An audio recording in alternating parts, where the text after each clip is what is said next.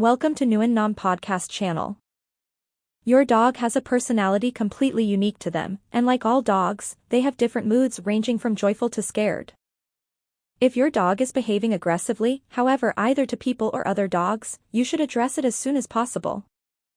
Aggressive dog behavior can include aggression toward strangers, aggression toward family members, guarding resources, aggression toward other dogs in the household, or aggression toward unknown dogs. If your dog is showing any signs of aggression, first of all, consult your veterinary surgeon. Your vet will conduct a full examination to see if there is a clinical reason for your dog's aggression, such as pain, discomfort, or any other physical cause. If no medical explanation or treatment can be found, the vet can refer you to a professional behaviorist for help. Take a look at your pet insurance policy. Some will cover these fees for your added peace of mind.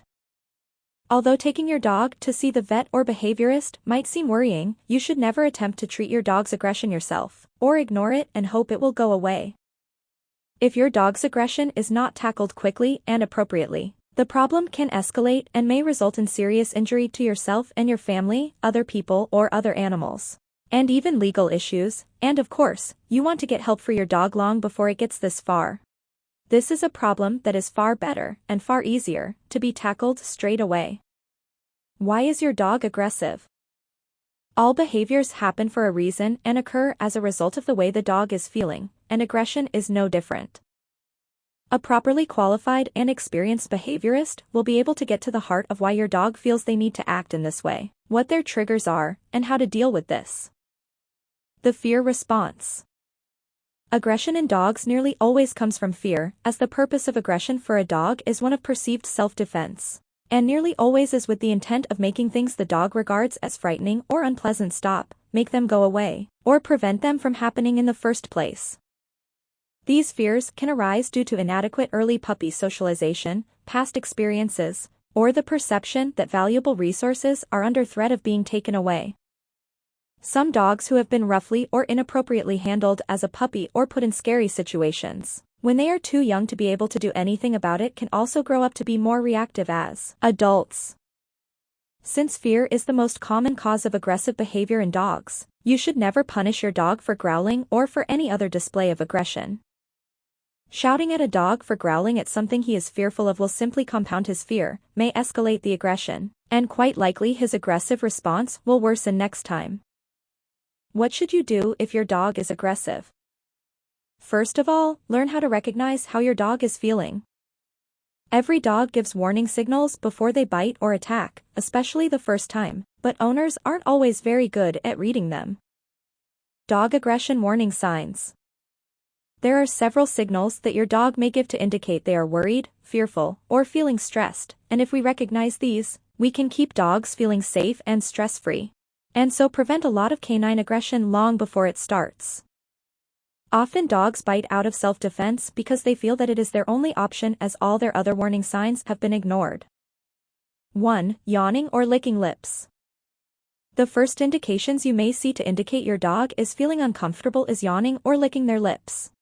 You may also see them turning their head away from whatever is causing their discomfort, and you might also see the white of their eye. If you notice any of these, you should take action to remove whatever is worrying your dog or take them away from the situation. 2. Crouching with their tail between their legs.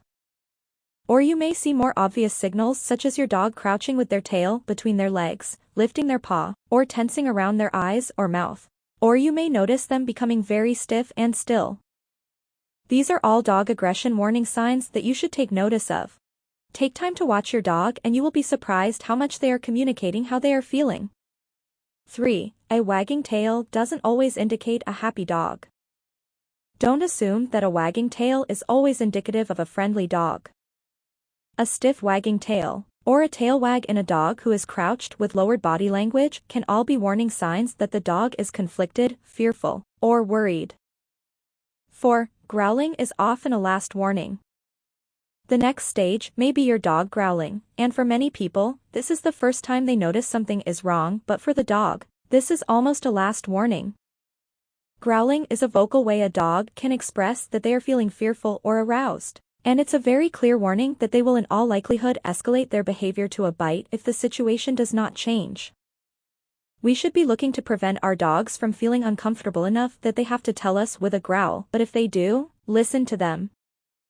If your dog feels that they are going to be punished for growling, they may stop doing so in the future, but they will no longer give you that last warning and may instead move straight to the next level, which is to bite. How to help a reactive dog. Remove the source of your dog's stress, fear, or arousal, or take your dog away from the situation.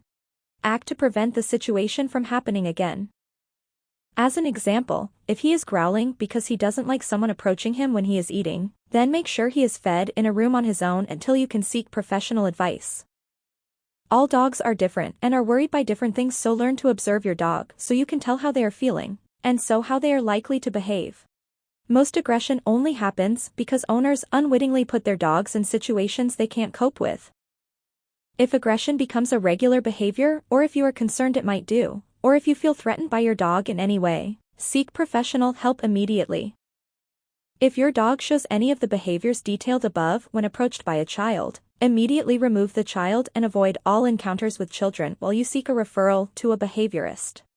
The same goes for any other people in the family or that you encounter. Never take chances with anyone's safety. It's better to be safe than sorry. Seek professional advice sooner rather than later for all cases of aggression. How can you manage an aggressive dog? Do not try and deal with canine aggression yourself. Find an accredited, experienced behaviorist to help you. They will be able to advise on a behavior modification program to help and also teach you how to keep everyone safe from your dog. 1. Dog aggression when out on walks. The first part of managing your dog's behavior is to think about the safety of yourself and others.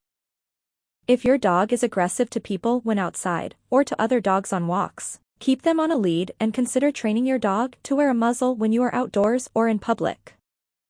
If you cannot control your dog on a lead, you should not take them out in public until you can seek urgent professional help. This can increase your dog's frustration, but safety comes first. Instead, exercise and play with your dog in a secure garden, work on your training using reward-based methods, and give them lots of mental exercises using enrichment toys and games. This will help work some energy off and improve your bond and safety until a behaviorist can help you.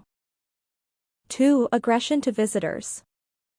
If your dog is aggressive to visitors to the home, make sure you secure your dog in the garden or in a secure room before you open the door or greet guests.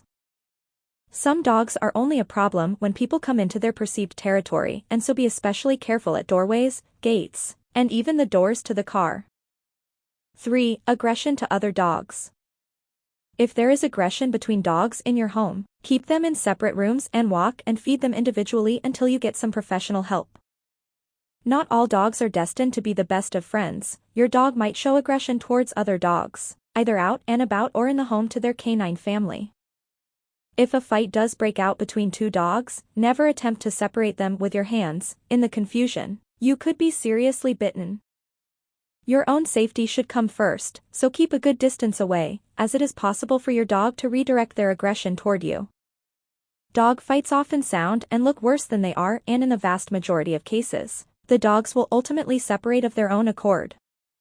If the fight is showing no sign of stopping and you can intervene with no risk to yourself, then try to distract them, perhaps by ringing the doorbell, throwing water at them or a towel over them, or making an unexpected loud noise such as clanging a metal pan with a wooden spoon. That brief second of startled surprise could give one of the dogs the chance to remove themselves from the fight. One of the most difficult cases of dog aggression to treat is fighting between female dogs in the house. Although most female dogs happily coexist in the same home, sometimes they never see eye to eye and will squabble and then fight very seriously over just about anything: food, attention, sleeping arrangements, and more. And the only and most humane solution is to rehome one of the dogs for everyone's safety and peace of mind.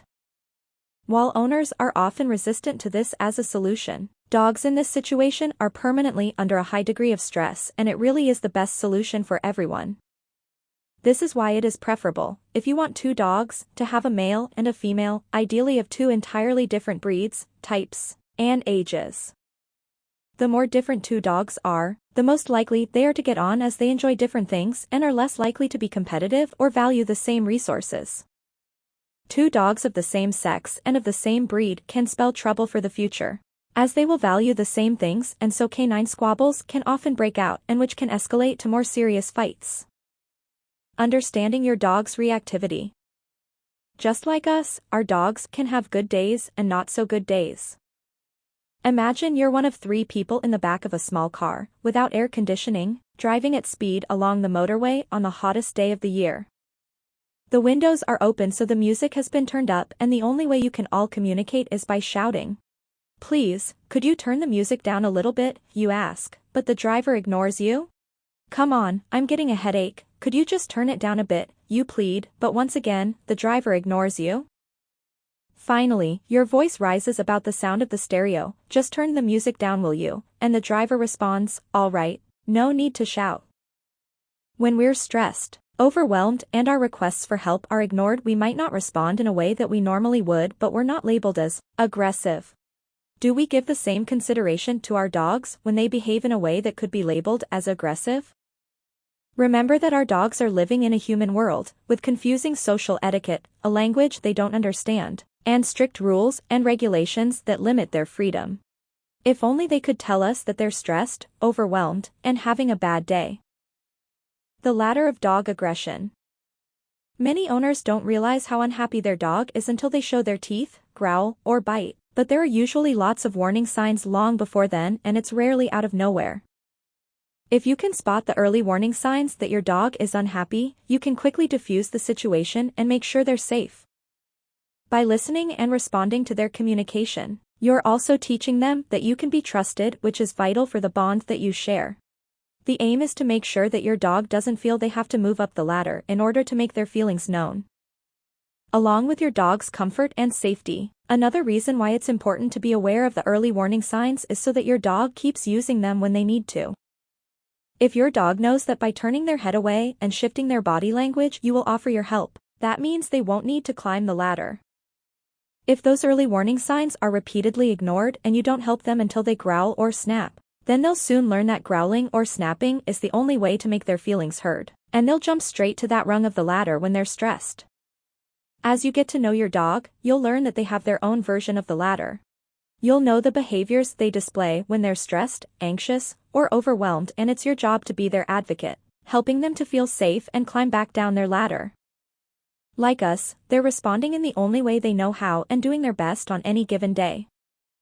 A dog that's usually perfectly calm and relaxed could easily climb the ladder if they're in an overwhelming situation, they're in pain, or they're frightened. The information contained in this episode is not a substitute for individual veterinary or behavioral advice, and is for information purposes only.